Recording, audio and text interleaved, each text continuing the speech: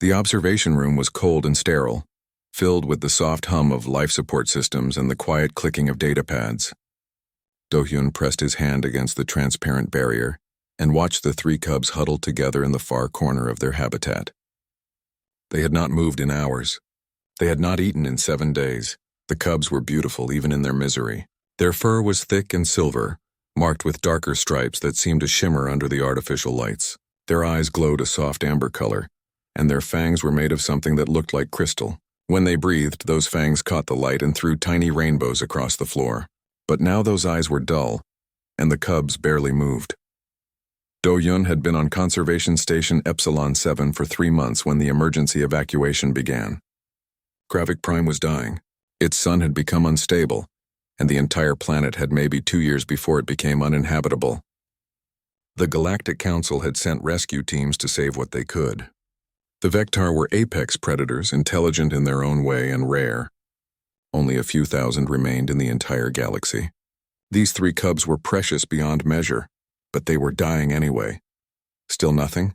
Nari appeared beside him, carrying 2 cups of terrible station coffee. She handed him one and stared through the barrier with him.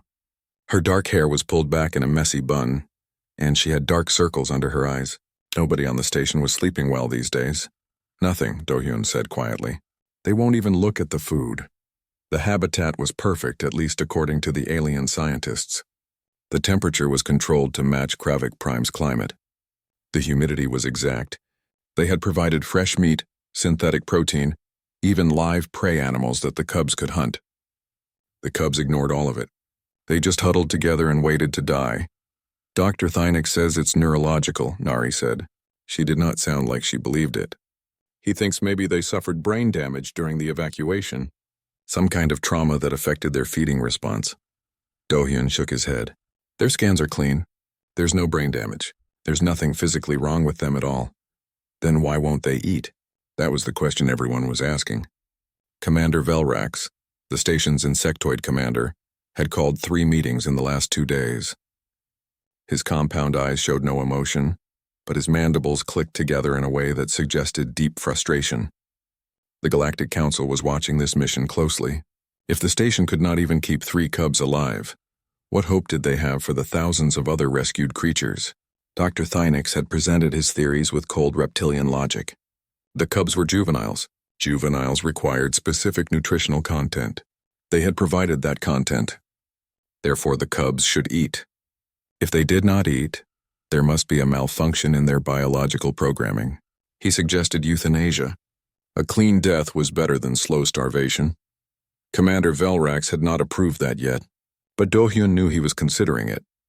I've been watching the footage from Gravik Prime, Do-hyun said. He pulled out his datapad and showed Nari. The screen displayed recordings taken by the rescue teams during the evacuation. It showed adult Vectar in their natural habitat before the sun went bad. Look at this. The video showed a mother Vectar with 4 cubs. She had just killed something large and dangerous looking. The cubs circled the kill, eager and hungry, but they did not approach. They waited. The mother settled down beside the kill, and only then did the cubs rush forward to feed. She did not eat. She just sat there watching them, protecting them. They need a parent present, Do-hyun said. It's not about the food. It's about safety. It's about pack structure. Nari watched the video several times. Did you show this to Velrax? Yes, he said. I was anthropomorphizing, projecting human emotions onto alien biology. But you don't think you are? No. I think we're all making the mistake of treating them like machines. Put in the right fuel, get the right output. But they're not machines. They're children. They're scared children who watched their world end and lost their parents. And now they're in a strange place with strange smells and strange creatures, and they don't feel safe. Nari was quiet for a long moment. Through the barrier, one of the cubs raised its head and looked directly at them. Do-hyun met its gaze. The cub did not growl. It did not bare its fangs. It just looked at him with those dull amber eyes, and Do-hyun felt something twist in his chest. What do they need? Nari asked softly. They need someone to sit with them, someone to be their pack even if it's just pretend, someone to show them that eating is safe. You want to go in there? It was not a question. Do-hyun nodded. Do-hyun, they could kill you. They're juveniles, but they're still apex predators. One swipe could take your head off. I know. Velrax will never approve it. It's against every protocol. The liability alone would end his career. I know that too. Nari drank her coffee and stared at the cubs. They had gone back to their huddle, 3 silver bodies pressed together for comfort that was not enough. In 48 hours, maybe less, they would be too weak to recover. Their organs would begin to shut down, and then Dr. Thynix would get his wish, and the station would quietly dispose of 3 more casualties of a dying world. What if you're wrong? Nari asked. What if it's not about pack structure? What if they're just sick, and you get yourself killed for nothing? Do-hyun had asked himself that question 100 times. He had watched the videos until he could recite them from memory. He had read every paper ever written about Vectar behavior, which was not many because they were rare and dangerous and most scientists studied them from very far away. He had lain awake in his quarters and imagined those cubs dying one by one while he did nothing. Then I'm wrong, he said. But if I'm right and I do nothing, I'll never forgive myself. Nari smiled, sad and tired and proud all at once. You're going to do it anyway, aren't you? Whether I help you or not. Yes. Then I guess I better help you. Because if you're going to die doing something stupid and brave, someone needs to be there to document it for the record. They stood together in silence, watching the cubs. The smallest one was shivering now, even though the temperature was perfect. Its breathing was shallow. Time was running out. Tonight, Do-hyun said. 0300 station time. Can you get Hajin to look the other way? Hajin's already on board. So is Mira. You've got more friends here than you think. Do-hyun smiled for the first time in days. Thank you. Don't thank me yet. Thank me if you survive. The cubs did not move. The clock kept ticking. And Do-hyun began to plan how to save 3 lives, even if it meant risking his own. The station's corridors were empty at 0300. Most of the crew was either asleep or working in the main operations center on the other side of the ring. Do-hyun walked slowly, quietly, his heart beating so hard he could feel it in his throat. He wore simple clothes, nothing that might seem threatening. No tools on his belt. No protective gear. Nothing that would make him look like a predator. Nari walked beside him, her face pale but determined. She carried a medical scanner, supposedly doing a routine check of the habitats. If anyone asked, that was their story. Just routine work. Nothing unusual. They reached the Vectar habitat. Through the transparent wall, Do-hyun could see the cubs. They were in the same position as always, huddled together in the corner. But even from here, he could see how much worse they looked. Their breathing was labored. Their fur had lost its shine. The smallest cub was lying down now, too weak to even sit up. Hajun was at the security station nearby. He was a big man with kind eyes and a scar across his left cheek from some accident he never talked about. He looked up as they approached and gave a small nod. Cameras are on a loop, he said quietly. You've got 30 minutes before the system autocorrects. After that, I can't help you. 30 minutes is enough, Do-hyun said, is it? Hajun looked genuinely concerned. Is it enough to convince 3 predators that you're not food? I hope so. Mira appeared from around the corner, moving quickly despite her small frame. She was an engineer, brilliant and nervous, and right now she looked terrified. The alarms are disabled. I've routed the alerts to my pad. If anything goes wrong, I can trigger them manually. But otherwise, the system won't know you opened the door. Thank you, Do-hyun said. Don't thank me. Just don't die. I don't want to be the person who helped a human get eaten by cubs. Nari pulled out her medical scanner. I'm linking to your biomonitor. If your heart rate spikes too high, or if the scanner detects injury, I'm triggering the alarm and sending in the security team.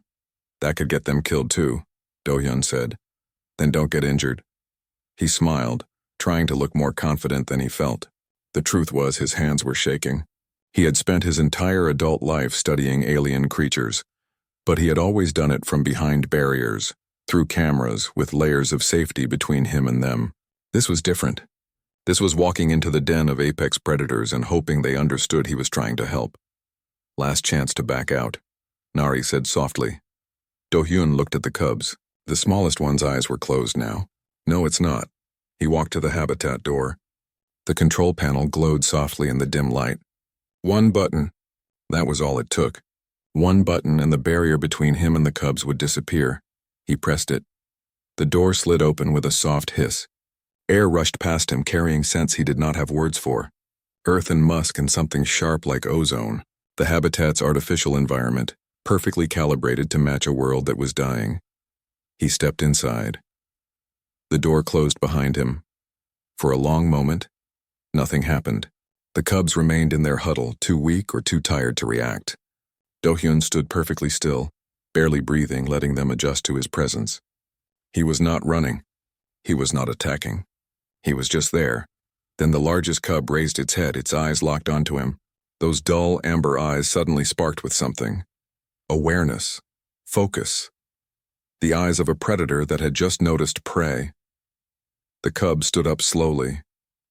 It was bigger than Do-hyun had realized. Even as a juvenile, even weakened by hunger, it was massive. Its shoulder would come up to his chest. Its paws were the size of dinner plates, and he could see the claws even though they were retracted. Its crystalline fangs caught the light and threw rainbows across its face. The other two cubs noticed now. They stirred, raising their heads, watching him. The smallest one managed to lift itself into a sitting position. Do-hyun did not move. He did not make eye contact because in Vectar culture, direct eye contact was a challenge, a threat. Instead, he lowered himself slowly to the ground, sitting cross-legged about 4 meters away from them. He kept his hands visible, relaxed, non-threatening. The largest cub took a step toward him, then another. It was close enough now that Do-hyun could hear its breathing. Rough and ragged but steady. It could close the distance between them in one leap. It could kill him before Nari could trigger the alarm. He would be dead before the security team even started moving. The cub stopped. It tilted its head, studying him with an intelligence that was both alien and familiar. "What are you?" it seemed to be asking. "Why aren't you afraid?" Do-hyun did the only thing he could think of. He began to hum. It was a song his grandmother had taught him when he was very young, so young he barely remembered learning it. A Korean lullaby, soft and gentle, about the moon and the stars and being safe at home. He had not thought of it in years, but now it came back to him naturally and he hummed it quietly, his voice barely above a whisper. The cub's ears twitched. It took another step closer. Outside the habitat, Nari was watching with wide eyes, her hand hovering over the alarm trigger. Hajun had moved closer to the glass, ready to do something, anything, if the cubs attacked. Mira was monitoring every system, making sure no one else on the station noticed what was happening. The other two cubs were standing now, watching their larger sibling approach the strange creature that had entered their space. They were curious, afraid, but also something else. Something that Do-hyun recognized because he had seen it in the videos from Kravik Prime. They were waiting to see what their pack leader would do. The largest cub reached him. It lowered its massive head, sniffing him carefully. Its breath was hot against his skin. This close, Do-hyun could see every detail of its face. The patterns in its fur, the way its crystalline fangs fit perfectly together. The small scars on its nose from playing too rough with its siblings. It was a child. A scared, hungry, lonely child who had lost everything. Do-hyun slowly raised his hand. The cub tensed, ready to strike if this was a threat. But Do-hyun just held his hand out, palm down, letting the cub investigate. Letting it learn his scent. Letting it understand that he was not here to hurt it. The cub sniffed his hand carefully. Then so gently that Do-hyun almost did not feel it, the cub pressed its head against his palm. It was a gesture of trust. Of acceptance. The other two cubs approached slowly, cautiously, but no longer afraid. They circled around him, sniffing, investigating, trying to understand what this strange creature was. Do-hyun continued humming, his hand still resting on the largest cub's head, feeling the warmth of its fur and the steady rhythm of its breathing. He had done it. He was in. They had accepted him into their space, but acceptance was not enough. They still needed to eat. Do-hyun slowly reached into his pocket and pulled out a small protein bar. It was his own food, nothing fancy, just standard human rations. He unwrapped it carefully, making sure the cubs could see what he was doing. Then he took a small bite. The cubs watched intently. He chewed slowly, deliberately, making sure they understood. Food. Eating. Safe. Then he slowly stood up, and the cubs backed away slightly, still cautious. He walked to the food bowls that had been placed in the habitat days ago. Fresh meat, carefully prepared by the station's nutritionists. The cubs had not touched any of it. Do-hyun sat down next to the bowls. He took another bite of his protein bar. Then he gently pushed one of the bowls toward the largest cub. The cub looked at the bowl, looked at Do-hyun, looked back at the bowl. The artificial lights hummed. The air recyclers whispered. Time seemed to stop, and then slowly the largest cub approached the bowl. It sniffed the meat carefully. Then it looked at Do-hyun one more time as if asking permission. Do-hyun nodded. It was a human gesture, meaningless to an alien species. But somehow the cub seemed to understand. It lowered its head and began to eat. Commander Velrax discovered what had happened at 0900 station time. By then, Do-hyun had been in the habitat for 6 hours. All 3 cubs were eating. Not frantically, not like starving animals finally given food, but calmly, naturally the way healthy young predators should eat. They ate, and then they rested, and then they played with each other a little. Gentle wrestling that showed their strength was returning. And through it all, Do-hyun sat nearby, watching them, being present. When the commander entered the observation room, his compound eyes fixed on the scene through the transparent barrier.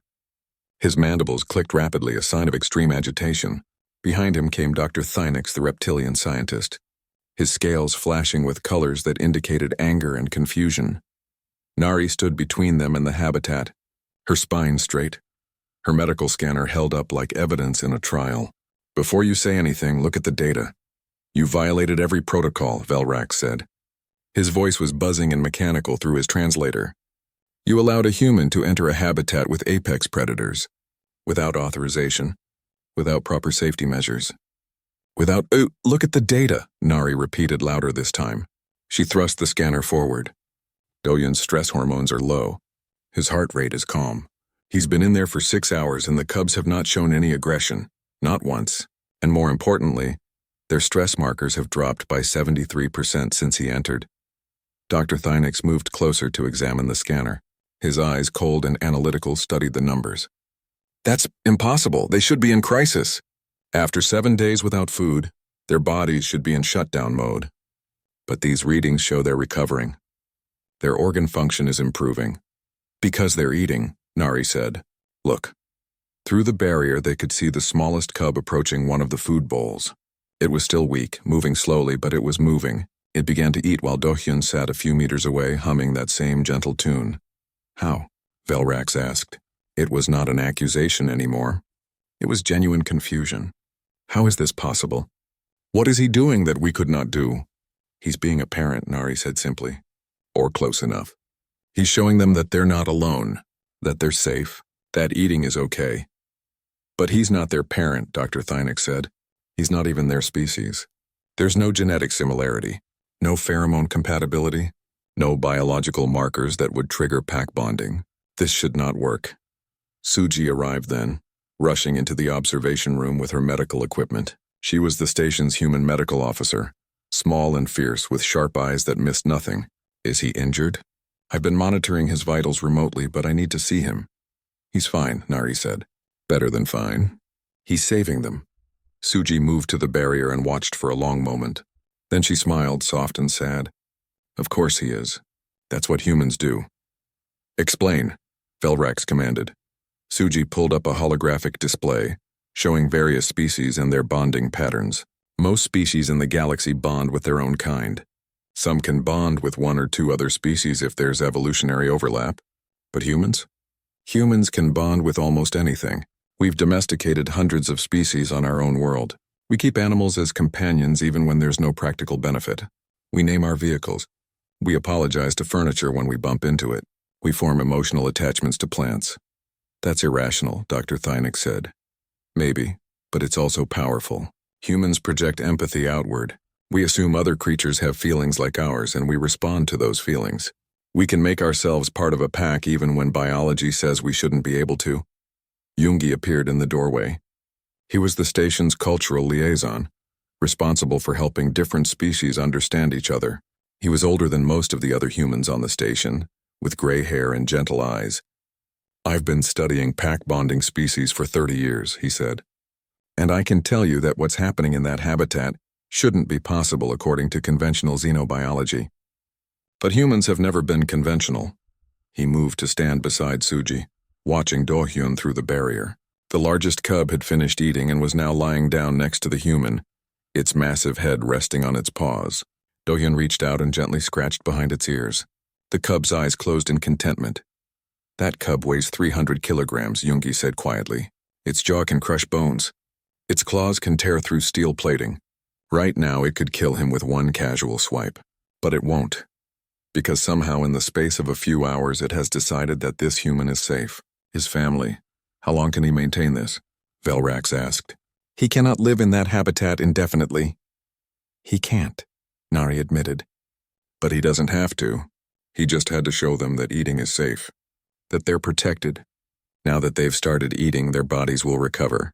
Their instincts will kick back in. We just need to transition them slowly. Dr. Thynex was still studying the data on Nari's scanner, his scales shifting through different colors as he processed the information. Finally, he looked up at Velrax. Commander, I must revise my earlier assessment. These cubs are not neurologically damaged. They were experiencing psychological trauma, a condition I did not think was possible in non-sentient species. They're not non-sentient. Do-hyun's voice came through the habitat's communication system. He had heard everything. They're children, scared children, and every child, no matter what species, needs to know they're safe before they can do anything else. Velrax stood very still, his compound eyes reflecting the light in strange patterns. For a long moment he said nothing. Then his mandibles moved in a way that the humans had learned to recognize as respect. You violated every protocol. You risked your life. You could have caused an interstellar incident if you had died. Yes, sir, Do-hyun said calmly. But you also saved 3 lives that we had given up on. You demonstrated an approach to conservation that none of us had considered. Velrax paused. I should have you removed from the station. Yes, sir. But I won't.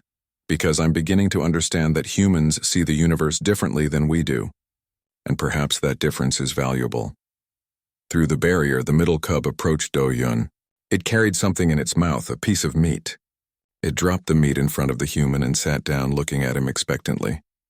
It was offering to share its food. Pack behavior, family behavior, Do-hyun smiled. He tore off a small piece of the meat, pretended to eat it, then gave the rest back to the cub. The cub seemed satisfied with this exchange and carried the meat back to its siblings. We have 17 other habitats with juveniles that are failing to thrive, Velrax said slowly. Different species, different requirements. But all of them are orphans. All of them were evacuated from disaster zones. If your theory is correct, they may all be experiencing the same psychological trauma. Then we need more humans, Jungi said. We need humans in every habitat, building bonds, providing comfort, showing these creatures that they're not alone. That's impossible, Dr. Thynex said. We only have 12 humans on this station. Then we work in shifts, Suji said. We rotate through the habitats. We document what works and what doesn't. We develop protocols based on empathy instead of just biology. Velrax considered this. His species made decisions based on logic and efficiency. Emotions were considered weaknesses, distractions from optimal outcomes. But the evidence was impossible to ignore. The cubs were recovering. After 7 days of decline, they were eating, playing, bonding. All because one human had sat with them. Begin immediately, Velrax said. But carefully. Document everything. If this approach proves effective, the Galactic Council will need to know. This could change how we conduct rescue operations across the entire galaxy. Nari smiled. Understood, Commander. Velrax turned to leave, then paused. And Do-hyun? Yes, Commander. When you exit that habitat, report to medical for a full examination. Then report to my office. We need to discuss your future assignments. Yes, sir. After the commander left, the humans looked at each other. Suji was grinning. Jungi looked thoughtful. Nari looked exhausted but proud. Through the barrier, Do-hyun sat surrounded by 3 cubs who were no longer dying. They were sleeping now, full and comfortable, piled together in a heap of silver fur and gentle breathing. And in the middle of that pile, accepted and trusted, was a human who had refused to let them give up. 3 weeks after Do-hyun first entered the Vectar habitat, Conservation Station Epsilon 7 had transformed. The change was subtle at first, then impossible to ignore. Humans were everywhere now, sitting with creatures that had been dying, talking to animals that could not understand their words, simply being present in ways that the alien staff had never considered. The results were remarkable. In Habitat 7, Mira sat cross-legged on the floor while a colony of crystalline slug-like creatures slowly crawled over and around her. They were silicates from a moon that had been destroyed by mining operations. 43 of them had been rescued, but only 12 had survived the first week on the station. They had been dying for no reason the scientists could identify. Their environment was perfect. Their nutrition was optimal, but they were fading anyway. Then Mira had an idea. The silicates absorbed energy through light, and their absorption was most efficient during their home moon's sunset period. On the station, the artificial lights maintained constant brightness. But Mira noticed that the silicates clustered near the habitat windows during the station's simulated night cycle. When distant stars were visible through the curved glass, she began sitting with them during those times. She did not do anything special, just sat there, sometimes reading, sometimes just watching them, and slowly the silicates stopped dying. They began to move more. Their crystalline shells grew brighter. When the xenobiology team examined them, they found that the creatures' stress hormones had dropped dramatically. Dr. Thynix had been baffled. "You're not doing anything," he had said, watching through the observation window. "You're just sitting there." "I'm being consistent," Mira had replied. "I'm showing up. They know someone is here, and that seems to matter." In Habitat 12, Hajin sat reading aloud to 3 juvenile reptilian creatures called Scarix. They were highly aggressive, territorial, and had attacked every drone and robotic feeder sent into their space. 2 technicians had been injured trying to provide basic care. The Scarix had been scheduled for sedation and forced feeding, but Hajun had volunteered to try something different. He sat outside their habitat at first, just visible through the transparent barrier, and he read to them. Old books, stories from Earth, news articles, technical manuals, it did not matter what. What mattered was the rhythm of his voice, the consistency of his presence. After 3 days, the Scarix stopped attacking the walls. After a week, they began eating when the robotic feeders appeared. After 2 weeks, Hajun was able to enter their habitat. They did not attack.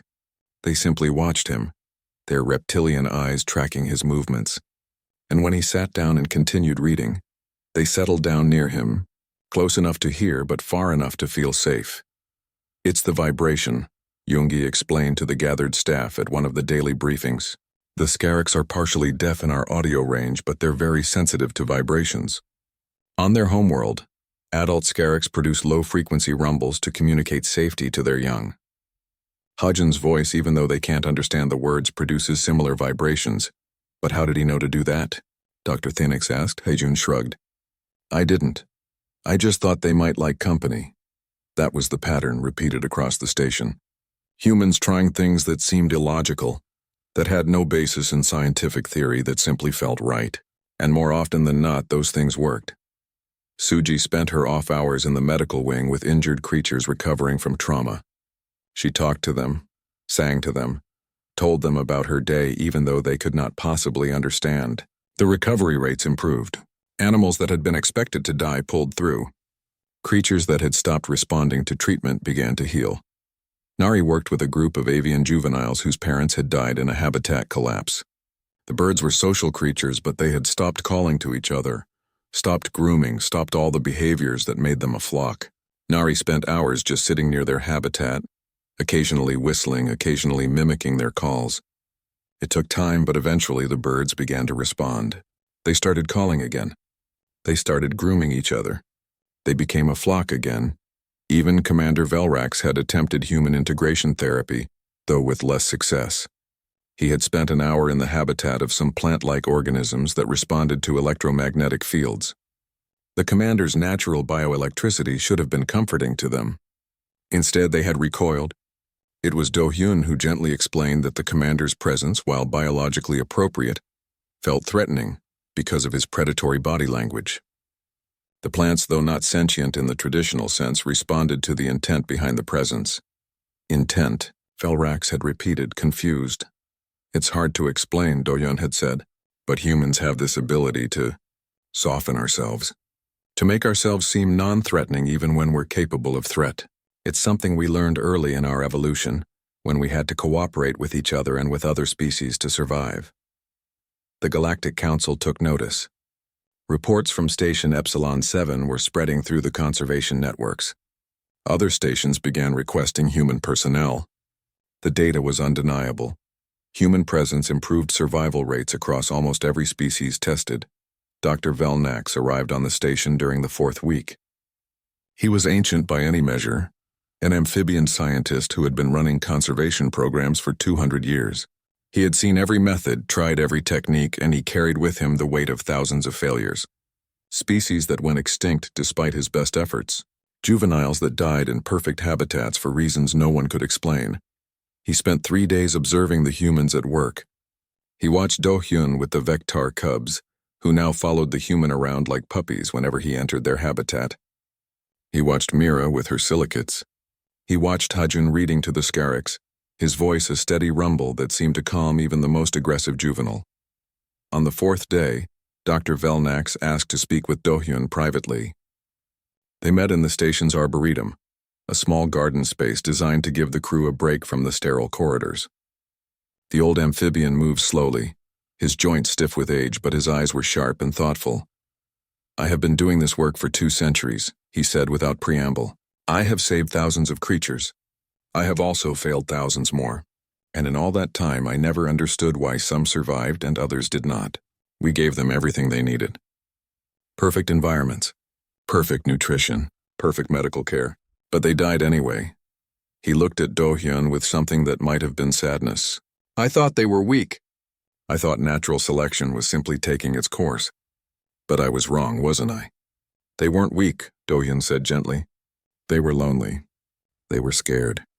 They were grieving. And we were so focused on their bodies that we forgot they had minds and hearts too." "Hearts," Dr. Velnax repeated. "An interesting word choice. Most species don't conceptualize emotions as residing in the cardiovascular system. It's a human metaphor. The heart as the center of feeling, not just the center of blood flow. Your species thinks in metaphors. You assign emotions to everything. You see consciousness where we see only biological programming." The old scientist was quiet for a moment. "I thought that made you unscientific. I thought it made you unreliable observers. But now I wonder if it makes you better observers. You see things we miss because you're looking for different things." Do-hyun considered this carefully. "We're not better. We're just different. Your methods save lives too. The medical care, the environmental controls, the nutrition, all of that is essential. But maybe it's not enough by itself. Maybe survival requires more than just physical needs being met. The Vectar cubs are bonding with you," Dr. Velnax observed, too strongly. "I've seen the reports. When you leave the habitat, their stress levels increase.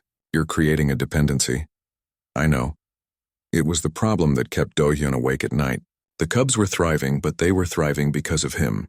They followed him everywhere. They slept near him. When he was gone for more than a few hours, they became agitated. "They need to be released soon. They need to go to New Kravik with the other Vectar, but I don't know how to let them go without destroying the progress we've made." "That," Dr. Velnax said slowly, "is the fundamental challenge of conservation. We save them, but then they must live without us. They must be wild again. How do you teach independence to creatures you've taught to depend on you?" It was a question without easy answers. Do-hyun had been thinking about it constantly, running through scenarios, discussing options with Nari and the others. The cubs were scheduled for transport to New Kravik in 6 weeks. 6 weeks to prepare them for a life without humans, after teaching them that humans meant safety and comfort. "I have to show them what they are," Do-hyun said finally. "Right now they think they're part of my pack. I need to show them they're Vectar. They're predators. They have their own identity, their own future, and it doesn't include me." Dr. Velnax's throat sac inflated slightly, a sign of approval in his species. "That will be painful for you." "Yes, but it's necessary." "This is why your species is suited for this work," the old scientist said. "You form bonds easily, but you're also capable of letting go when you must. Most species cannot do both." The 6 weeks passed faster than Do-hyun wanted them to. Each day he spent less time in the habitat. Each day he brought the cubs closer to their own identity. He showed them videos of adult Vectar until the cubs could watch for hours, their eyes tracking every movement, their bodies tensing with instinctive recognition. He brought in recordings of Vectar vocalizations, and the cubs began responding with calls of their own, sounds they had not made since losing their parents. He also brought them to observe other Vectar through the transparent barriers between habitats. There were 7 adult Vectar on the station, rescued from different regions of Kravik Prime. They were being prepared for relocation to New Kravik, a terraformed world that had been specifically designed to host the surviving population. When the cubs saw these adults, something changed in them. Their posture shifted. Their behavior became more cautious, more instinctive. They were remembering how to be Vectar, but they still wanted Do-hyun. Every time he entered the habitat, they rushed to him. Every time he left, they watched the door for hours. The smallest cub, which had recovered fully from its near-death experience, would sometimes sit by the barrier and make soft crying sounds until he returned. It broke his heart. But he continued the process because he knew it was necessary. Nari helped him design a gradual separation protocol. Other humans began spending time with the cubs. Suji would sit with them for an hour, then leave. Hajun would bring them food, stay briefly, then go. Yoongi would play videos for them, but remain outside the habitat. The cubs learned that humans were temporary visitors, not permanent fixtures in their lives. The cubs also learned that not all beings were threatening. Commander Velrax, working with Yoongi's guidance, had learned to soften his presence. He began making brief visits to the habitat, staying only a few minutes at a time. The cubs no longer saw him as a threat. They saw him as simply another creature, neutral and unimportant to their lives. Dr. Thynix tried as well, though with less success. His cold, analytical nature made it difficult for him to project the warmth that the cubs responded to. But he tried, and Do-hyun respected that. The old reptilian scientist was learning that emotion had value in scientific work, even if he did not fully understand it yet. On the final week before transport, Do-hyun made the hardest decision. He stopped entering the habitat entirely. He watched from outside, behind the transparent barrier, but he did not go in. The cubs noticed immediately. They searched for him, calling with those crystalline voices that could shatter glass if they wanted. They paced. They pressed against the barrier where he stood on the other side. It was agony to watch. Nari stood beside him, her hand on his shoulder, silent support while he did what needed to be done. "They'll forgive you," she said quietly. "Eventually they'll understand, will they? Or will they just forget me? Does it matter? Either way, they'll be alive. They'll be free." That was what mattered. That was what he had to remember. This pain was temporary. Their freedom was permanent. The cubs eventually stopped searching for him. They turned their attention to each other, to the videos of Kravik Prime, to the sounds of the adult Vectar in nearby habitats. They began to play more roughly, practicing the hunting behaviors they would need in the wild. They established a pack hierarchy among themselves. With the largest cub naturally assuming leadership, they were becoming what they were always meant to be. On the day of transport, the entire station gathered to watch. It had become more than just a routine relocation. It had become a symbol of what the station had accomplished, of what humans had brought to the conservation effort. The Galactic Council had sent observers. News organizations from a dozen worlds had requested footage. Everyone wanted to see the cubs that had refused to eat until a human sat with them. The transport ship was massive, designed to carry not just the 3 cubs but all 7 adult Vectar and dozens of other species being relocated to New Kravik. It docked with the station in a complex ballet of machinery and precision, its cargo bays opening to receive their precious living cargo.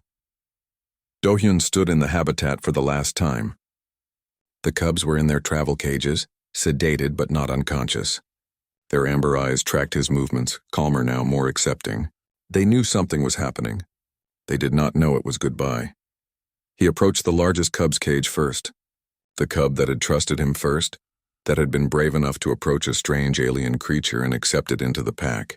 It looked at him now with those intelligent eyes, and Do-hyun felt his throat tighten. "You're going to be magnificent," he said softly. "You're going to run through forests and hunt under 3 moons and raise cubs of your own someday. You're going to live the life you were meant to live." The cub made a soft sound, almost questioning. Do-hyun reached through the cage bars and placed his hand on the cub's head one last time, feeling the warmth of its fur, the solid reality of its life. A life he had helped save. "Thank you for trusting me," he whispered. "Thank you for teaching me that connection is possible even across species, even across worlds. Thank you for being so brave." He moved to the other cages, saying his goodbyes to each cub. The middle one cautious and careful. The smallest one, fierce despite its size, the one that had come closest to death. Each one had a personality, Each one mattered. Then the transport crew arrived to move the cages. Do-hyun stepped back, watching as the cubs were carefully loaded onto anti-grav platforms and guided toward the docking port. The cubs called out, confused by the movement but not panicked. They were strong enough now. They would survive this. At the docking port, Do-hyun made a request that surprised everyone. "I want to see them loaded. I want to walk them to the ship." Commander Velrax considered this, then nodded. "Very well. But you must leave them at the cargo bay entrance. No prolonged goodbyes." Understood. The walk through the station felt both endless and too short. Crew members lined the corridors watching the procession. Some of the aliens showed respect in their own ways. Velrax's mandibles clicking rhythmically, Dr. Thynix's scales flashing colors of acknowledgement. The humans were less formal. Nari walked beside Do-hyun. Suji touched each cage gently as they passed. Hajun gave a small salute. Mira was crying and did not bother hiding it. At the cargo bay entrance, Do-hyun stopped. Beyond this point was the transport ship's interior, a temporary home for the journey to New Kravik.